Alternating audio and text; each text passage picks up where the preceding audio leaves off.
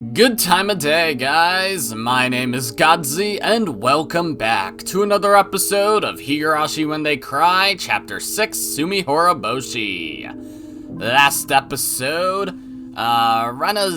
we saw Rena go a little wackadoo in a flashback where she was talking to Takano, and she also talked to Oishi, where she, presumably at least, learned that Tomitake is dead and Takano is missing. So that's fun and great, and I'm sure she's going to not continue getting more and more out of hand. I'm sure everything will be fine, and she'll go back to being normal and nice and fun and cute and great, you know? And nothing bad is going to happen ever. Nope. Let's continue reading. About homing ability and homesickness. If you interpret homing ability... If you interpret homing ability in a broad sense, you can say that most animals have a homing ability. It's the same with humans. We like to sleep, rest, and eat at a place where we feel comfortable, namely our homes. Your home is to you what nests are to animals. Therefore, we can say that humans have a homing ability as well. First of all, why do animals need nests? The answer is the same as for humans. Sleeping, resting, and eating are the essential actions for survival. At the same time, those actions leave one defenseless as well.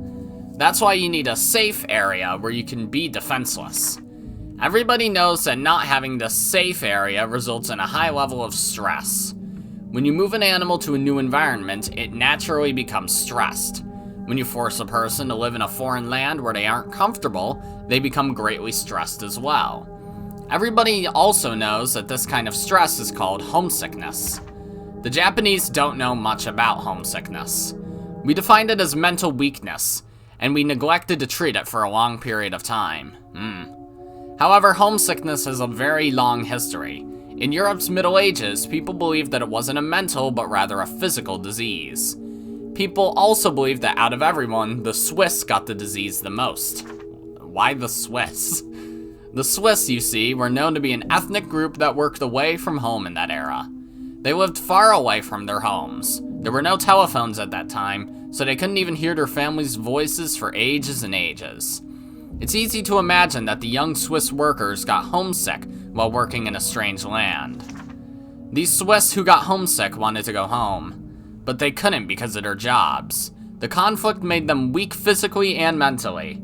Some of them went crazy and tried to escape from their reality by committing suicide or running away. The Swiss at the time were very superstitious, and many folk remedies and occult-like treatments to prevent homesickness went around. Since going home was the only treatment, they must have called it a fatal disease. But it isn't really one, of course. Specifically, homesickness is a sign of that human homing instinct. Your brain desires to go back to your safe area, namely your home. At first, your brain makes you remember the happy memories of your home, and it urges you to go home in a natural way. But when reason stops you from achieving your desire, your brain starts sending unnatural signals to your body, and my dog is barking. Always fun, haha. As a result, your body gets weak, and that makes it more difficult for you to live in a strange land. In the end, you have to bend reason in order to achieve your desire to go home. So, homesickness is born from our homing instincts. And the stronger one's homing instinct is, the stronger their homesickness. The strength of that homing instinct varies from individual to individual, and depends on the environment in which those individuals live. When your home is safe and the environment you live in is dangerous, your homing instinct grows stronger. On the other hand, when the environment you live in is safer than your homing instinct becomes very weak. Safety isn't the only element that affects its strength. Cultural aspects affect it too. The many customs demanding families to return home for major events varies with each region, so your birthplace's culture also alters the strength of your homing instinct. Amongst those regions, the transcendents of Onigafuchi village were believed to have an excessively strong homing instinct. The people of Onigafuchi forbade their fellows from ever leaving. Many believe this was an effect of the elitism and sense of purity I already mentioned before. People today still strongly believe that Oyashiro-sama puts his curse on you if you break his rule and abandon the village.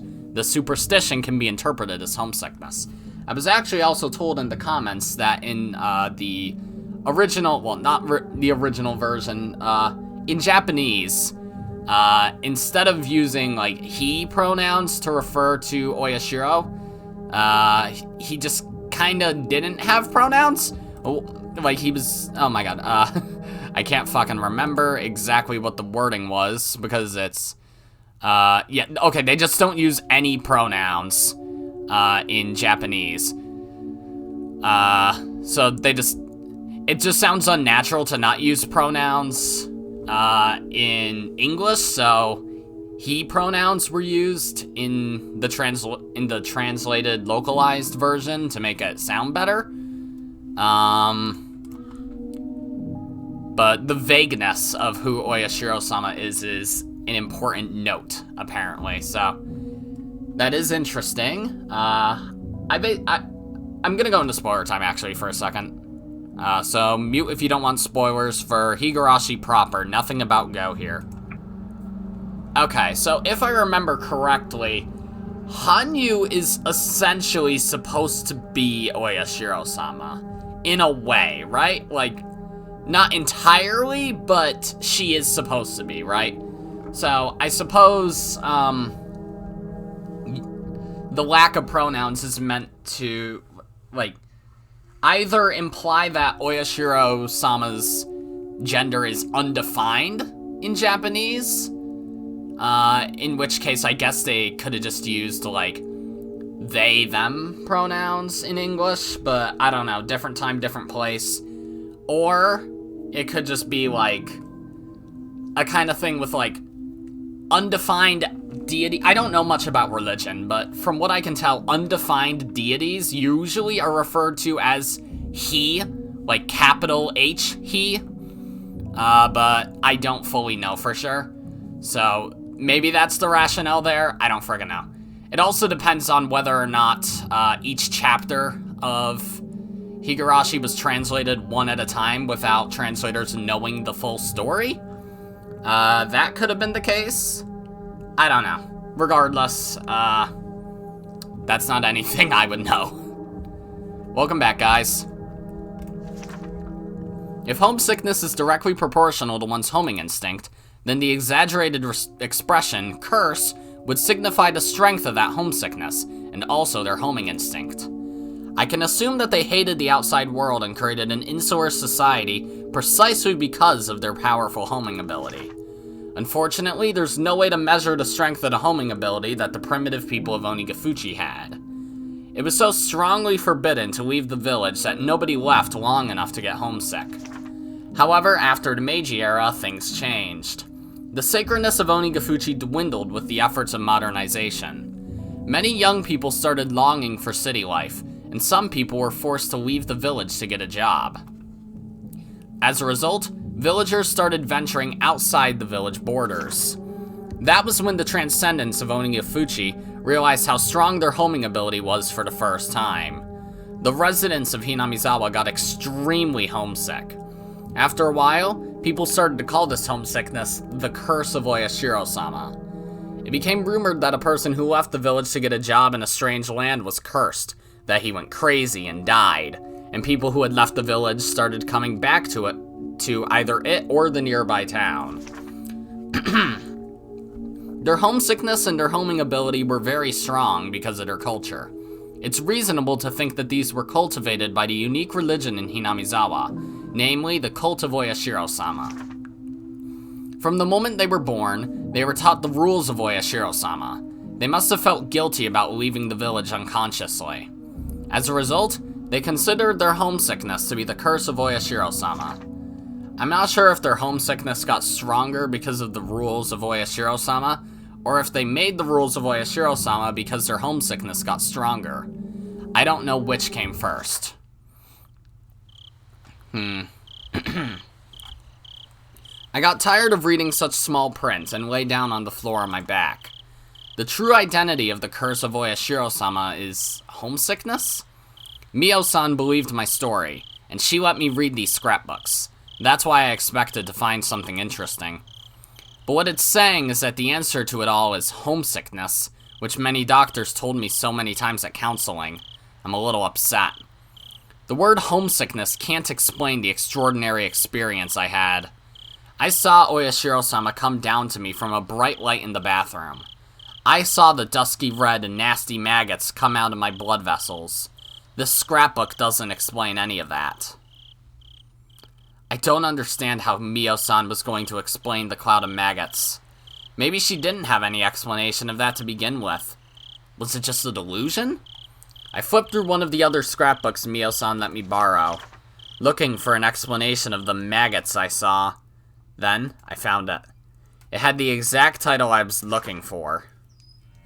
About maggots and the curse of Oyashiro-sama. In the Meiji era, a group of villagers were on their way back to Hinamizawa, and they started discussing a rumor about a weird disease. They said that maggots started crawling out of the wounds of a person who left Hinamizawa, and that the maggots ate the person's body from the inside. The Shinto priest at the Furude Shrine at that time explained that the weird disease was a sign of the curse of Oyashiro-sama. According to tradition, the Shinto priest showed the villagers an ancient scroll, and he told them that the story of the maggots had been passed down through the ages. This is what the scroll said. The world where the demons came from must be interpreted as the land of death, and the demons in that land of death had to live their lives while being eaten by maggots. The villagers who are of the demon's blood had nothing to worry about as long as they lived in Hinamizawa under the protection of Oyashiro-sama. But once they left Hinamizawa, abandoning that protection, the maggots that had been sleeping in the blood of the demons would start to awaken, and they'd eat their bodies from the inside out. This maggot disease scared the villagers for a while, and they asked the shrine to provide them with protective talismans whenever they had to leave the village on business. This is interesting, as it's similar to the way homesickness was dealt with by the Swiss in the Middle Ages. After the war started, the delusion of the maggot disease faded away, but there remained a custom to send talismans to families that lived away from Hinamizawa. The talismans had the word maggot on them. But the most interesting part about all this is that the residents of Hinamizawa didn't know about the maggot disease until the rumors began. I'd thought that their unconscious worship made those people think of homesickness as a curse. So this case of the previously unknown maggot disease directly contradicted the research I had done so far.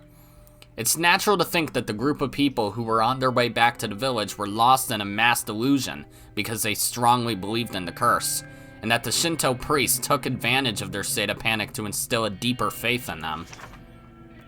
But I'm not fully convinced that it was merely a coincidence that this mass delusion matched with the story in the old picture scroll.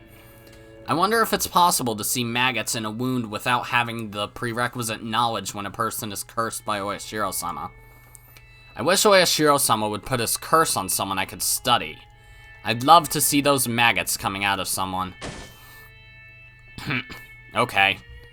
I felt as if Mio-san was here and making that request of me. I remember, when she gave me the scrapbooks, she said that I might be the only one who could understand them. I felt good just for a moment, because I found out that the maggots weren't a delusion. But at the same time, it destroyed my excuse that it was a delusion. The maggots weren't a delusion. They were there. All of a sudden, my wrists, elbows, inner thighs, and neck started itching. I felt the urge to cut open a blood vessel, but I quietly held it down. I remember that Mio-san looked very serious when I talked about the maggots. She must have thought it was creepy, but so did I. While I was crying because nobody believed me, a part of me didn't want to believe that my body was filled with those creepy things. I think part of me wanted to believe that it was a delusion, but now I know it wasn't. It wasn't a delusion. There are some people who had the same experience.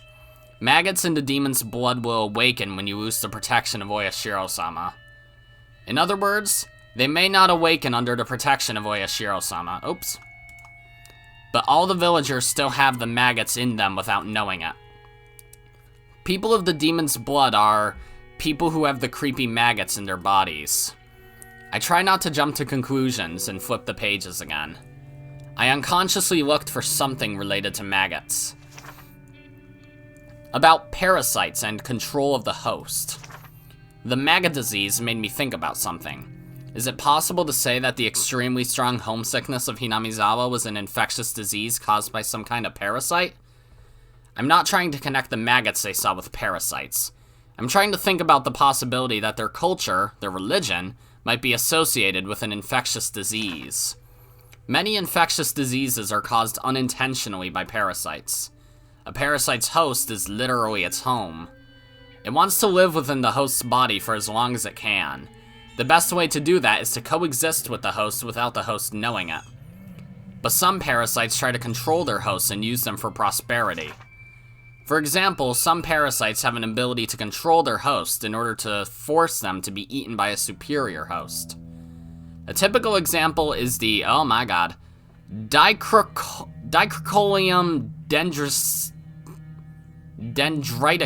dendriticum? It uses snails or ants as intermediate hosts, and it forces them to move to the upper side of vegetation so that it's easier for a superior host to consume it. One parasite that controls more complicated animals is called Toxoplasma gondii. Gondii! It uses mice as intermediate hosts, with the superior hosts being cats.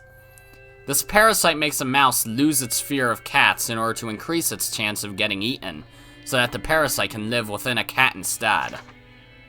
There are parasites that choose hosts at random. The rabies virus is commonly known for that. It lives and breeds in the brain of a host, and it moves into the host's saliva through the salivary gland. I'm having a lot of trouble talking today, in case you can't tell. Through the salivary glands. It makes the host extremely aggressive in order to make it bite things randomly, so that it, in turn, can move into other hosts through the saliva. That's what rabies does. Many parasites have a similar ability to control hosts to their benefit. The examples I used above are about parasites that move into other hosts to prosper. But I think there must be some kind of parasite that controls its hosts in order to have a comfortable environment in which to live. I want to try to connect this theory to the abnormal homing ability and homesickness of the Onigafuchi residents. Let's say there's some kind of parasite that exists in Hinamizawa, and it lives within all of the villagers' bodies. For the parasite, Hinamizawa is the most comfortable environment to live in, so it gives the hosts a strong homing ability in order to make them stay in Hinamizawa. Furthermore, it causes the hosts to get homesick whenever they ignore this homing ability and try to leave. Parasites need hosts in which to live. It's convenient for them if their hosts build a community in the environment where it feels comfortable. This theory makes it easier for me to explain the mysteries I described earlier. The Transcendents of Onigafuchi knew about the existence of this parasite. They knew that, as hosts to the parasites, they couldn't live outside of the village. That's why they created a culture and rules that prohibited contact with the outside world. It also explains why people acted so abnormal during the dam conflict. So, the demons that came out of the swamp in the legend of Oyashiro-sama can be interpreted as the mass spread of the parasite. The story about the demons attacking the villagers must be a metaphor for the behavior of the infected villagers who were controlled by the parasite. This is interesting, though. It is definitely interesting. So is it something like,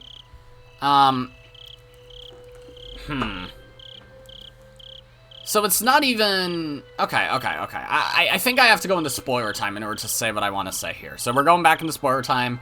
Mute if you don't want spoilers for Higurashi proper. Nothing about Go again. Okay, so Hinamizawa syndrome is more or less this parasite that Takano's explaining here.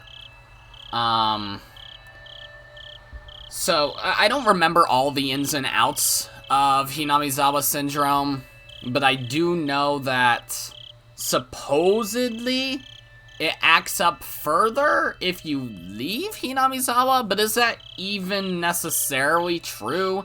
Because, like, with Shion at St. Lucia's, she had lived in Hinamizawa for at least a little bit, and it never acted up while she was at St. Lucia's for, what, 4 or 5 years? Something like that? I don't frickin' know.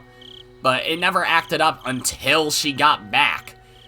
Like, sure, there's Rena and Ibaraki, but that's really the only instance that I can think of, right? Yeah, that's really the only thing I can think of. Because, like, if it's something that gets into you, if it's something that affects you while you're while you're in Hinamizawa, then it should have affected Tomitake, in a different way. It should be affecting Takano as well, and it should also have affected Akasaka. As well as even Keiichi's parents when they go to Tokyo in some of these arcs. Like, what the fuck? And it's not something that's innate to Hinamizawa either, because otherwise it wouldn't be able to affect Keiichi. Like, if it's something that's only innate to people who were born and raised in Hinamizawa and have, like, and have the blood of people who like, lived in Hinamizawa in previous generations, then it should, hypothetically, never affect Keiichi. But it does, though. I don't fully remember what the nature of Hinamizawa syndrome is, but from what I can tell, at least, it doesn't act up if you leave Hinamizawa. It acts up if you feel like you don't belong in Hinamizawa, in which case that would make a lot of sense. Of course, minus injecting people with stage 5 symptoms. Because, like, Satoshi, Keiichi, really the only instance where it doesn't make sense is Keiichi and Tatarigaroshi then with that theory. Because, like, Shion didn't feel like she belonged in a vague sense in Mayakashi and Watanagashi. Rena didn't feel like she belonged with Rena involved. Keiichi and Onikakushi didn't feel like he belonged in Hinamizawa. There is also Satoko and Tatarigaroshi, but I guess that's the same thing as Satoshi. So, yeah. I think it can kind of be explained that way. But, yeah. That's about all I can really say there. So, we're leaving spoiler time now. Welcome back, guys. This theory is just too crazy. I should have just laughed about it. But I felt bad for Mio-san, so I decided not to. Hinamizawa is controlled by a parasite? You could use that theory to explain how the maggots came out of me. I felt a little bit dizzy. I was so confused, and a part of me thought it was ridiculous, and another part of me thought it was more convincing than any curse. But Mio-san was probably erased because she wrote these scrapbooks. If so, the contents of these scrapbooks must be something that they can't ignore. They try to get all of her scrapbooks and consign them to oblivion. What if they notice some of her scrapbooks are missing? I felt a chill running through my spine. I have to keep it a secret that I have these scrapbooks, and I'll have to try to understand more about their contents. I remember Mio-san told me that the three families are behind the series of the mysterious deaths, and that they're trying to resurrect the cult of Oyashiro-sama. According to the theory I just read, the parasite must be trying to maintain the current environment of Hinamizawa. The healthiest environment for it is a completely closed village, just like the primitive Onigafuchi. It must be very comfortable for the parasite if no hosts go outside the village. They don't even like that the villagers often leave the village to go shopping. That means the parasite would try to goad the hosts into resurrecting the cult of Oyashiro-sama. I remember there was an article in the scrapbook saying that the demon's blood runs thickest in the three families. That would mean that they have a larger amount of the parasite in them than the other villagers, and that they're under its control. The three families seem to be planning to bring the village back to the Onigafuchi era. Reviving the Watanagashi festival after the dam conflict can be interpreted as their desire to revive the faith that had started to fade away in the Meiji era. The three families, especially the Sonozaki family, have a great influence over the region and the public organizations. What's going on here?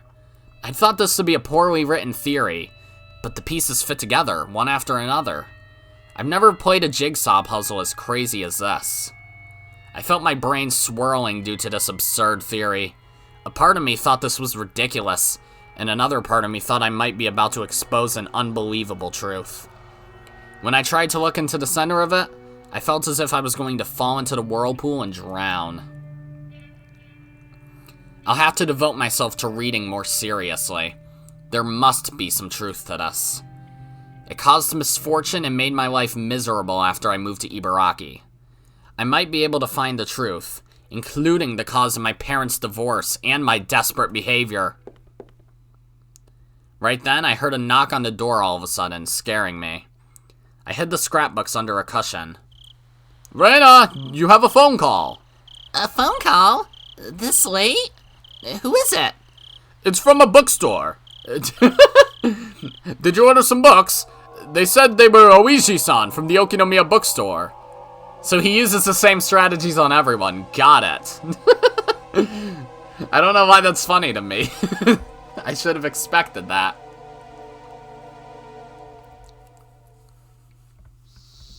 Okay. Oh, we're skipping the phone call. Interesting. I opened the windows, but all they let in was heat and the cries of the cicadas. Oh, we're in Keiichi's perspective. It's too hot. It really is. It was break time between classes, but we couldn't really get any rest. Mion and I leaned on our desks, exhausted by the heat. The younger kids sure are tough, considering how the heat wasn't bothering them at all. They were running around the classroom despite the temperature. Do schools in the cities have air conditioning in their classrooms? No, they don't. Only the teacher's office gets to have air conditioning. Wow, that's better than nothing. If I were a student in a school like that, I'd attack the teachers and take over their office. You'd be the first student ever to do that. I didn't even have the energy to laugh. Mion and I stopped talking and used our notebooks to fan ourselves. Yeah, I remember school in the summer fucking sucking. Usually, okay, less so in the summer, actually. More so in September.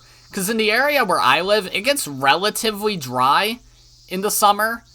And it's, like, arid for the first half or so of September. Like, up until, well, not even the first half. Like, throughout all of September, it's usually pretty hot. And my school, you know, poor district. Not, like, hyper poor, but poor enough to the point where, we used to have a tennis team. and we used to have a golf team. That's really the best thing I can say. Basically, we've cut programs in the past in order to make ends meet. And those teams existed before I even started school, so wahoo. When I was in high school, I remember, I think it was 10th grade, it might have been 11th. But we had these big, like, oh my god, they looked like tape measures or snail shell shaped fans. Like, a big circle with a little dispenser out of the bottom of it, which air blew out of, and they just put these all over the top floor. The bottom floor didn't get as hot as the top floor because, you know, hot air rises. So I got, my Spanish class was on the second floor, and at the highest point of the second floor too. Yeah, we had staircases within floors. It was fucking weird. And it would get fucking crazy hot up there, like 85 easy. It sucked ass. And we had long classes too, like hour and a half. It was horrible. I remember one time we literally had class in the hallway because the fans didn't go into classrooms. We could have the door open, but unless you're lucky enough to the point where the fans pointed into your classroom and you sat near the doorway, you didn't get shit. You didn't get fucking shit. So we had class in the hallway. Yeah, it was interesting. But yeah, basically my point is, school in summer sucks ass. I looked at the empty seat nearby. It was Rena's. Rena didn't come to school today. She called and told Chie-sensei she couldn't come because she's sick. Rena seems to be feeling down these days. Yeah, she probably got tired from the heat. Do you really think that's the reason? Yeah, why? I think it's the incident.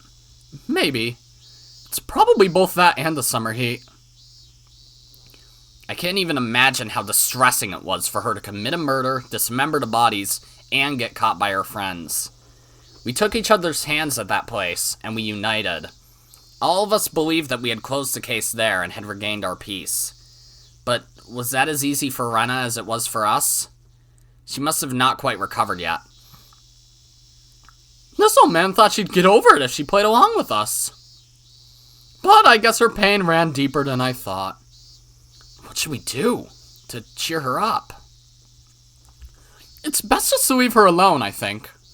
Hey, are you sure about that? We're her friends, you know? Well, it's like homesickness, you know? You get lonely, and you want to call home just to hear your mom's voice, but that actually makes your homesickness worse. When you're feeling lonely, the best thing to do is to devote yourself to sports, or something like that for a change. I want her to do club activities with us, but she doesn't want to. I don't know about her, but people usually have a desire to depend on somebody.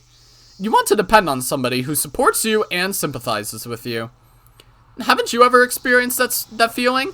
When you can't stop depending on somebody when they try to cheer you up? Well, I don't know. Completely depending on someone means trying to earn even deeper sympathy from them. At that point, even though you're trying to comfort them, they just slip further and further into depression. By finding initial success through relying on someone and receiving comfort, they grow addicted to indulging in misfortune. I think Rena knows that too. That's why she wants to be alone right now. If she wanted to depend on us or get comfort from us, all she'd have to do is stay with us and cry all the time. So, how can we cheer her up? I think she'd appreciate it more if you tried to help her forget her pain than if you tried to cheer her up. Don't comfort her and don't cheer her up. There's nothing I can do, is there? That's a golden rule for psychologists, did you know? Mental trauma can only be healed by the person who has it. If someone else helps a person out of their mental trauma, even if they succeeded, that person wouldn't be completely healed. So, all we can do now is wait until Rena heals on her own. I understand the idea, but I just don't like how cold it sounds.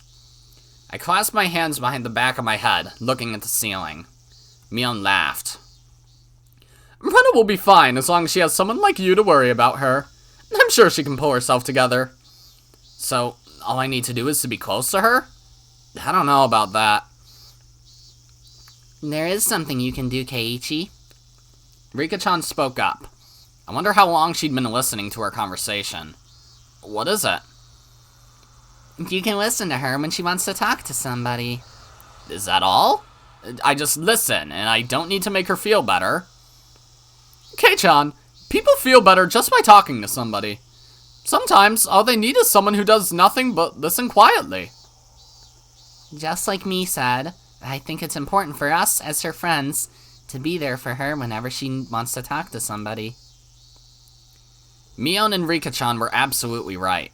I was going to pat Rena on her shoulder and tell her to cheer up when I saw her next, but now I know that would have been one-sided on my part. Rena doesn't want to feel down herself. She wants to cheer up if at all possible.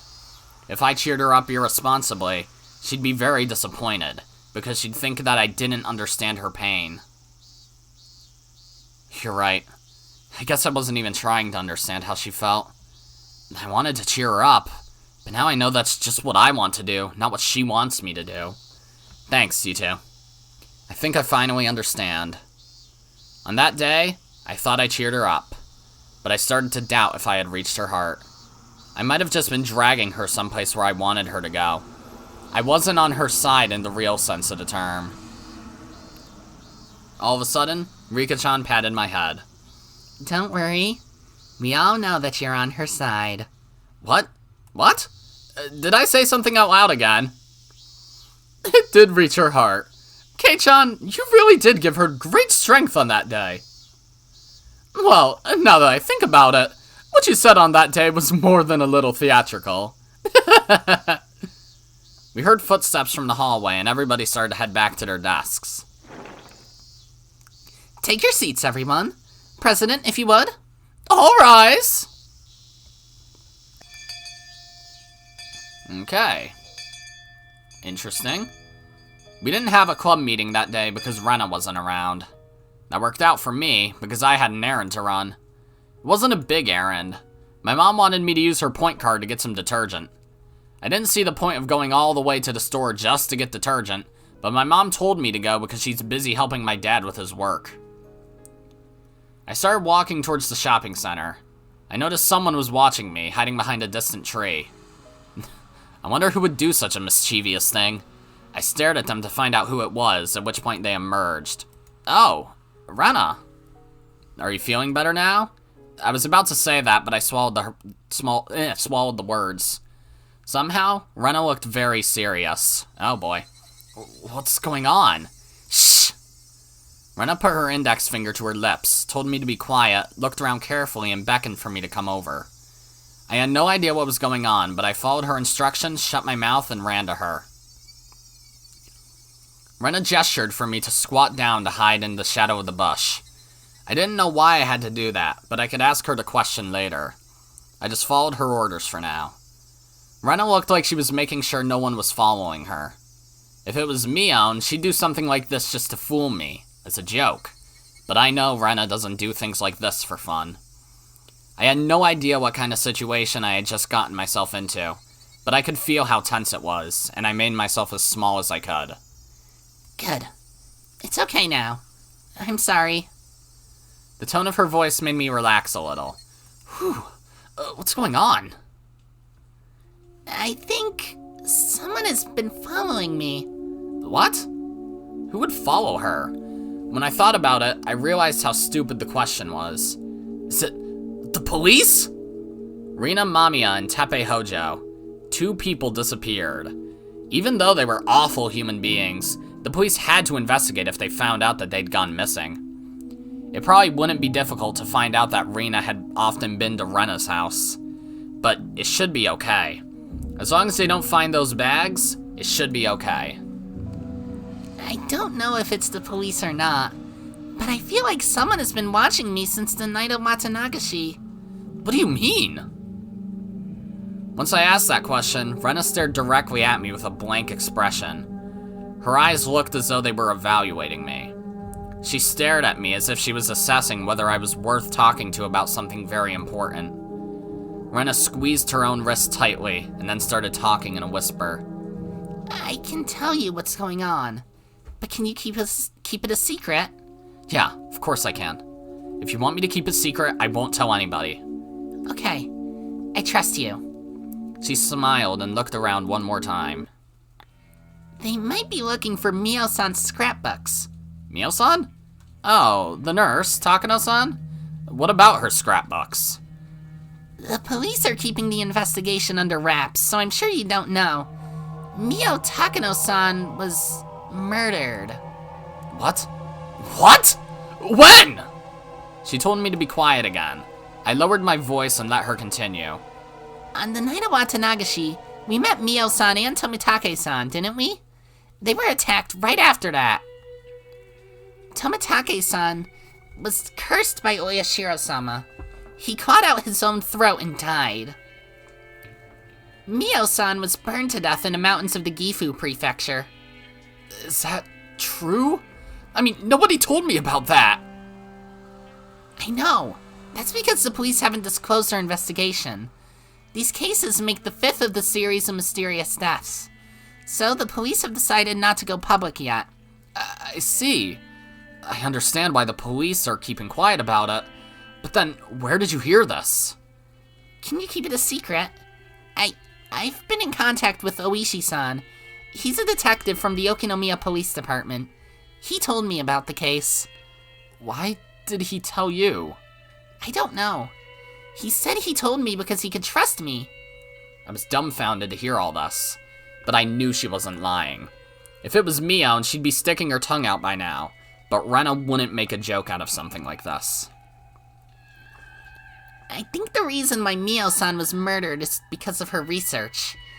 Do you know she was doing ethnological research by studying the history of this village? I've heard something along those lines. Takano-san was interested in the occult and in mysterious things. I remember Mion once told me that she was studying the village's legends of man-eating demons out of curiosity. I think she discovered a very important secret about this village through her studies. Or maybe she wasn't even close to the truth, but they thought she was. Wait a second. What's the secret of this village you're talking about? I just read a few of her scrapbooks, but those were the ones that she was handling with extra caution, so I think there are pretty important things written in them. I think I know about 80% of what Mio-san was trying to uncover, but If it's true, it's almost too crazy to believe. Right now, I'm trying to find out whether Mio-san's theory is right or not. So, what is it? What is the secret of this village? What could be so important that you might get killed just by knowing about it? I gasped the moment those words left my mouth. If Rena told me, I might get killed too. I don't want to tell you yet, but I promise I will once I verify things.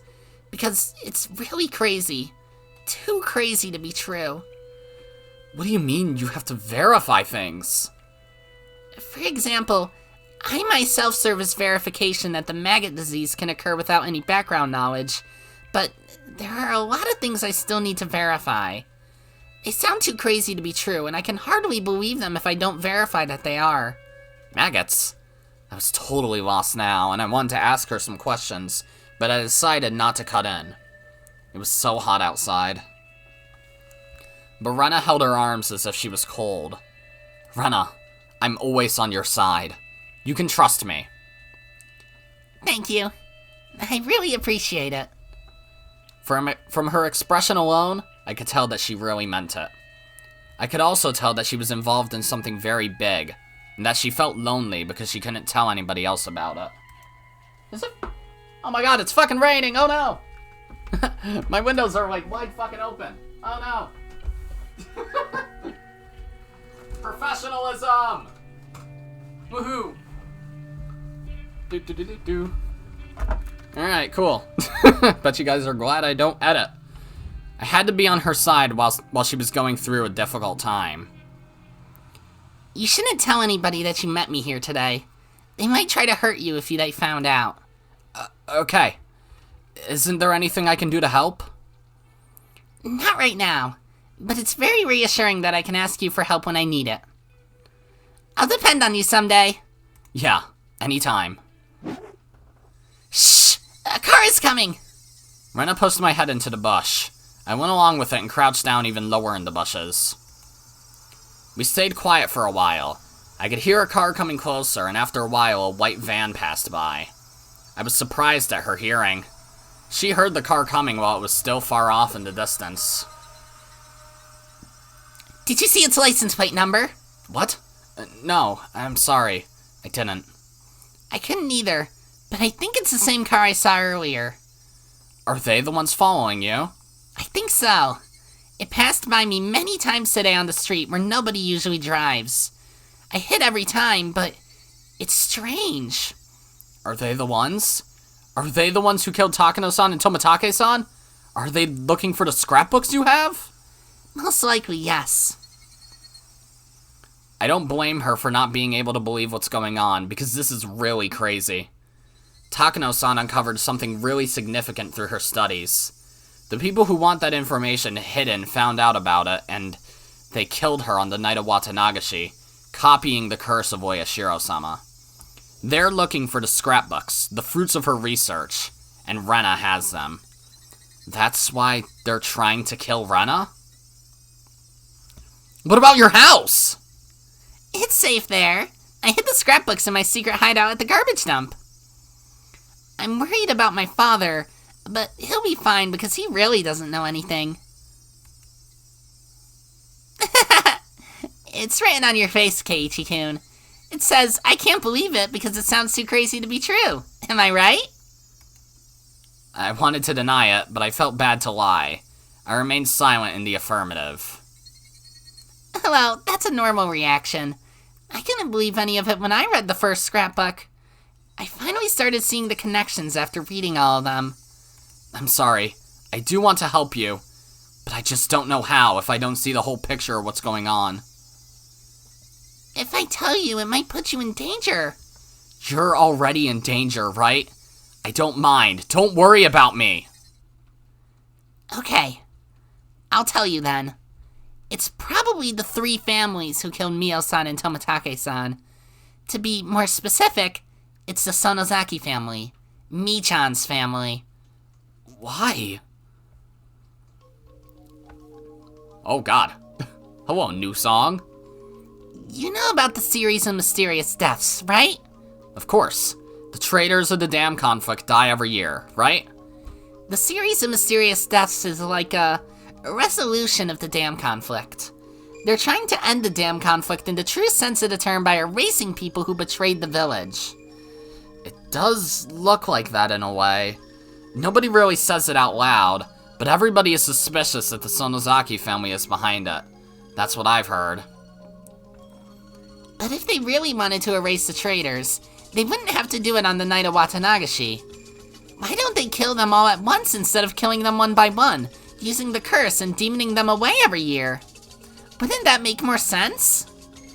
I've never heard the words demoning away before, but Rena clearly thought they have some kind of creepy, significant meaning, so I decided not to cut in.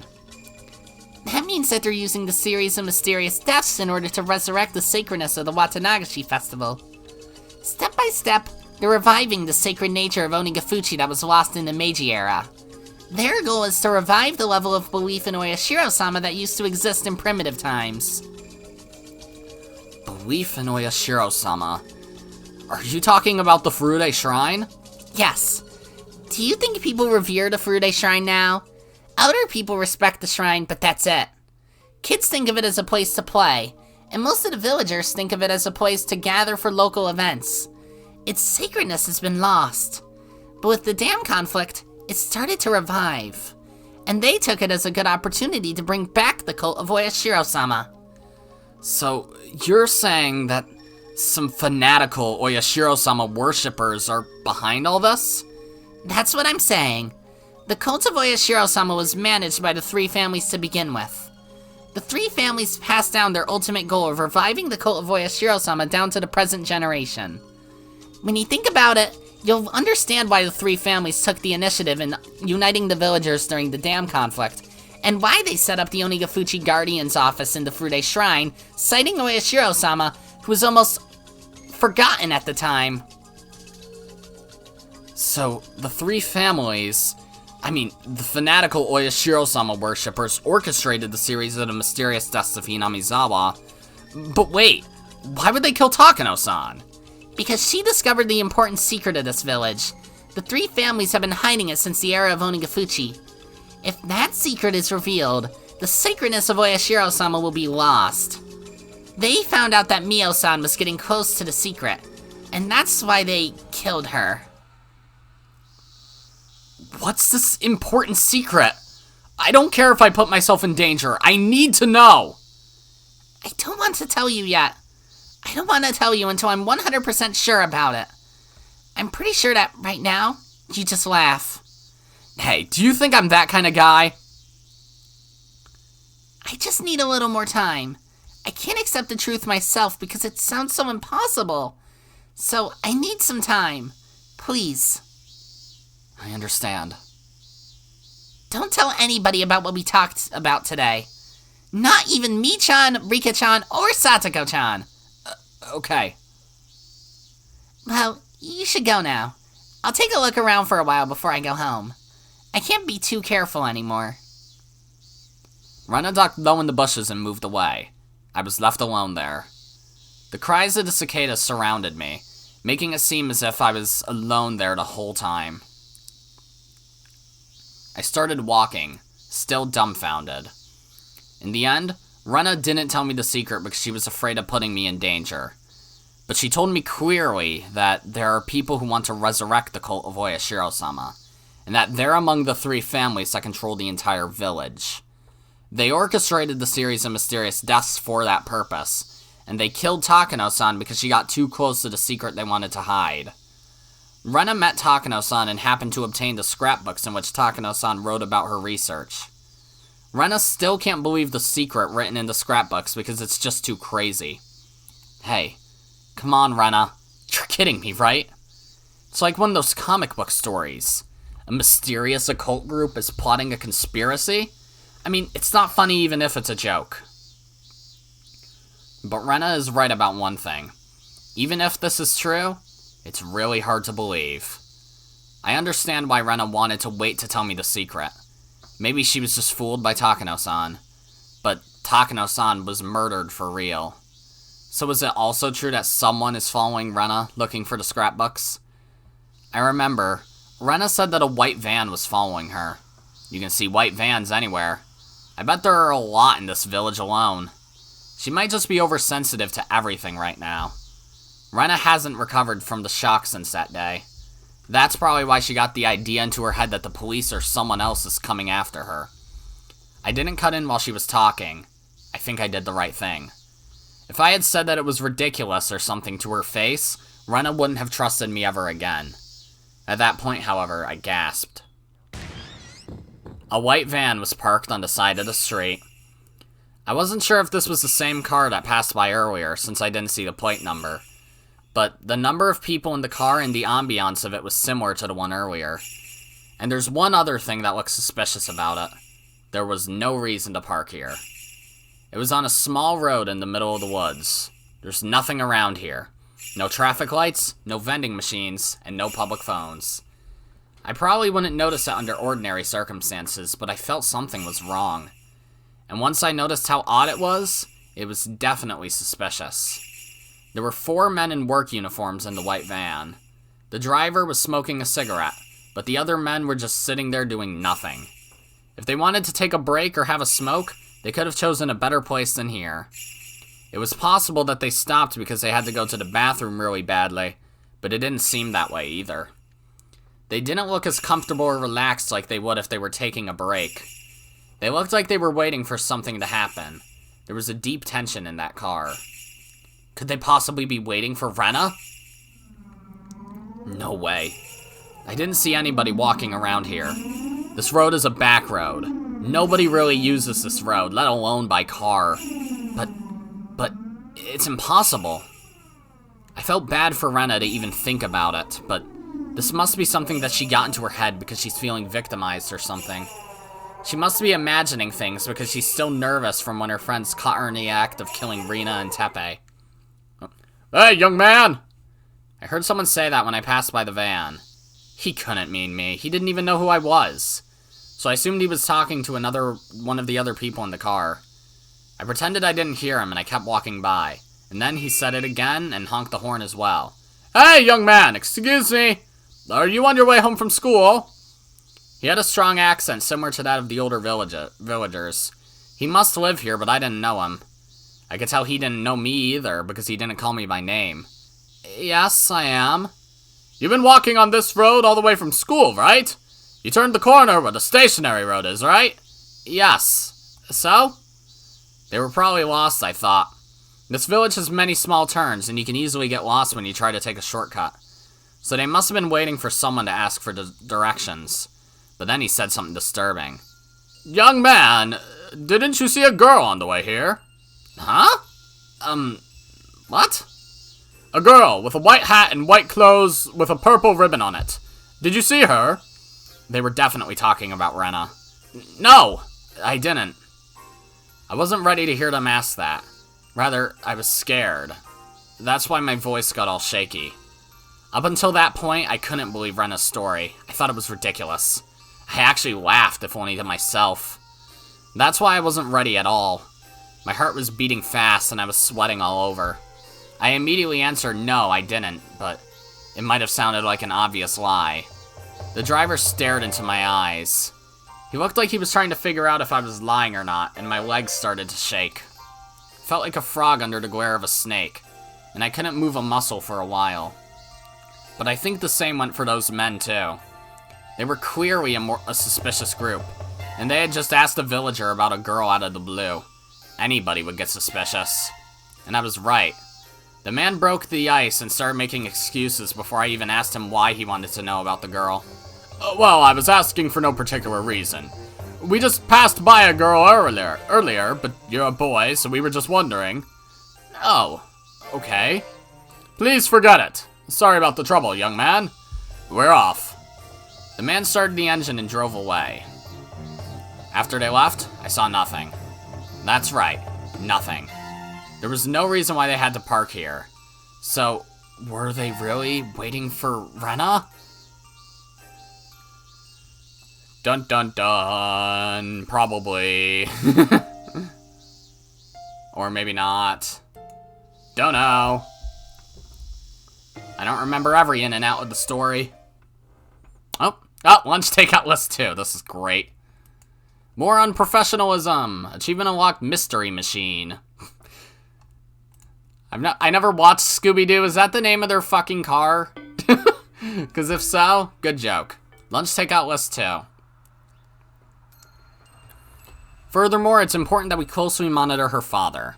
Since he has also suffered mental shock from the divorce and has been trying hard to take care of the patient, there's a strong possibility that he may develop an induced delusional disorder. As the first step of mental care, one should listen to the patient's story carefully without denying it. That's the most basic of basics. However, when the patient and the listener are related, it's easy for the listener to become deeply influenced by the patient's delusions. Additionally, delusional parasitosis is widely known to make people highly impressionable, and the influence sometimes can spread throughout a whole community. Therefore, even if several people claim to acquire a parasitic infection, it doesn't necessarily prove the existence of a parasite. Some of the phone calls to the healthcare centers for the extermination of pests are nothing but a mass delusion. Since the subject matter of the delusion in this case is extremely rabid, the patients might harm or even kill each other in abnormal ways, believing this to be the treatment for the disease. They might also give up hope and commit suicide together in the worst case. This influential delusional disorder, otherwise known as shared psychotic disorder, shows a particularly strong possibility of influencing close companions. Anyone who is going to contact the patients must be made to understand that the patients are under medical treatment and must be warned not to be influenced by the patient's delusions. Individuals who are likely to be easily influenced are the patient's family members and people who deeply care about the patients, such as boyfriends or girlfriends. Oh, I thought they were going to say, and on the back, they talked about soy sauce. Okay. Oh, bring. Alright, well, I guess we're going to end this episode here. I don't know how fast this chapter is going to go at this point, but this was, what, episode? Yeah, this is episode 9, so I don't know. There's probably somewhere between 3 to 5 hours left of this chapter, so yeah, I guess shit's gonna start having to accelerate soon, and I am terrified. That's gonna be it for this episode, guys. If you liked it, then be sure to press the like button, and if you didn't like it, then fuck you too. Remember to subscribe, follow me on Twitter, and hit that notification bell to stay up to date on all my videos and stuff. And as always, my name is Godzi, and I will see you all next time. Goodbye!